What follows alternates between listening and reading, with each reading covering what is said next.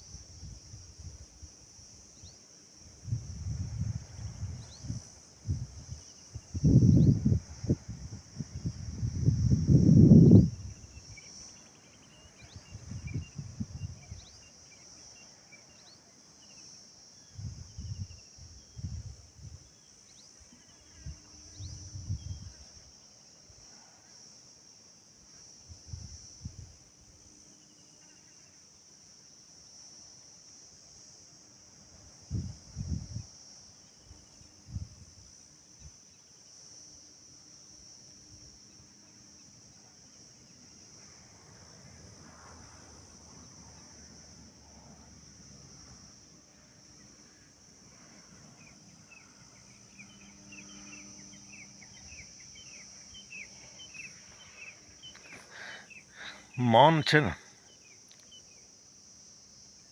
મૌન પણ એક ભાષા છે. મૌન રહેવાની બહુ ફાયદા છે. મૌન થઈ આંખ બંધ કરી ઈશ્વરમાં મન લગાવો, જે જરા ઈષ્ટદેવ હોય મિત્રો, બહુ આનંદ આવે. ક્યારેક આ પ્રયોગ કર્યા, પ્રકૃતિની વચ્ચે જઈ, જ્યાં ઝાડી ઝાંખરા, જો તમરો બોલે સાંભળતા હશો, પંખીડા બોલે સાંભળો છો.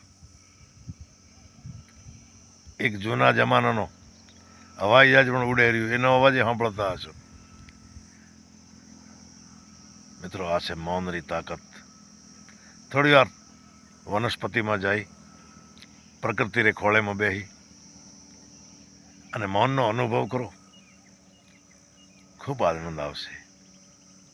તમારે છે ને આ દવાઓ બીજે નહીં લેવી પડે ભાઈ. મોણા નથી કહેતા મને ડાયાબિટીસ થઈ, મને ગેસ થયો, મને બીપી થઈ, મને ઊંઘ નથી આવતી, મને ખાવાનો ભાવતો નથી, મને પાચન થતો નથી. આ બધે ફરિયાદો તમારે મટી જવાને. પણ શરત એક,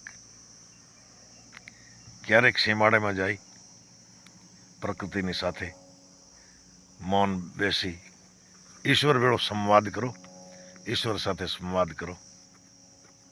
આ બધાએ તમારા દુઃખ મટી ન જાય તો ભણે હું ચારણ ટળે જાઉં, મારો માથો વટાવી દો. બાકી એવો નથી કે ભાઈ પછી મરશું નહીં કે માંદા નહીં થાવ, પણ બને ત્યાં સુધી ઘણા ફાયદા થશે ભાઈ. તો આજે કુદરતને ખોળે વહેલો હવારમાં આવ્યો, એક તો મંગળવાર, હનુમાનજી મહારાજના દર્શન કરી અને પ્રકૃતિ સાથે બેઠો થોડી વાર. થોડો આપ પણ પ્રયોગ કરજો, ખૂબ આપણે ફાયદા થશે. જબરદસ્ત એના ફાયદા છે ભાઈ. એકાંત અને ઈશ્વર સાથે તાલ જાળવો ને તમે. ભગવાન તો બાપા વાતો કરવા તૈયાર છે, હોંકારા દેવા તૈયાર છે, પ્રશ્નના ઉત્તર દેવા તૈયાર છે. પણ આપણે પ્રશ્ન પૂછી નથી શકતા. કયો પ્રશ્ન પૂછવો, કેમ કરીને પૂછવો, ઈશ્વર સાથે સંવાદ કેવી રીતે સાધવો. એક શ્રેષ્ઠ ગુરુ જો મળી જાય, અથવા તો ઈશ્વરની કૃપા થઈ જાય ગુરુ વગર, પણ ઘણા બધા અનુભવ થશે. ખૂબ આનંદ કરશો, ખૂબ આનંદ કરશો, આ મારી ગેરંટી છે. ક્યારેક આ દુનિયા રે કોલાહલ હું દૂર, ભલે તમારા ગામની નજીક હોય ને ભલે, પણ જ્યાં કોલાહલ ન હોય મનુષ્યોનો, એકદમ ઈશ્વરને સાનિધ્યમાં, પ્રકૃતિને ખોળેમાં, જો ચારે બાજુ કેવા અનુભવ થતા તમને જો. ક્યાંક પંખીડા બોલે, ક્યાંક તમરો બોલે, સાંભળો છો ને?